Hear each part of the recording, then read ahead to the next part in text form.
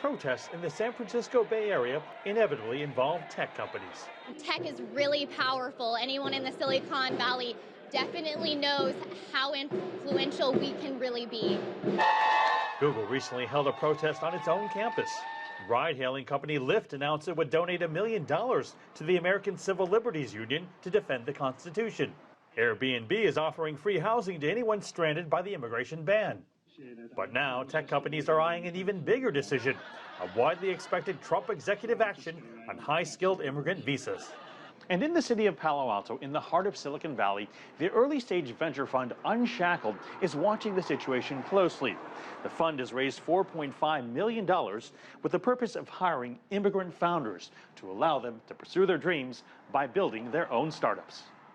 Unshackled has invested in 33 founders from 15 countries, including 2 from Iran, who they've advised not to travel outside the United States at the moment. My biggest worry is if the instability and the uncertainty that exists today, if it starts deterring the true highly skilled people to come to U.S., to our schools, to work at our companies, what happens then?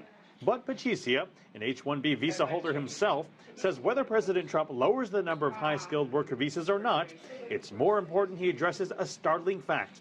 13 of the top 15 H-1 visa filers are global outsourcing companies who pay lower than market rate wages.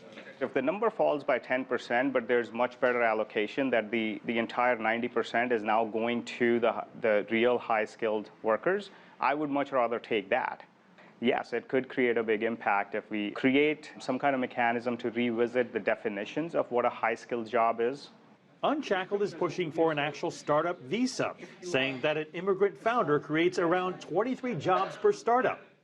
I'm hopeful that this administration can recognize that we can't continue a brain drain, where we educate, but we send them back home to create jobs, and then their home countries reap the benefits of all of our taxpayer dollars. These people can create a lot of jobs, and if we do create a Startup Visa Act, I think you'll see America restore its faith in immigrants. Unshackled also points out that more than 40% of Fortune 500 companies were founded either by immigrants or children of immigrants.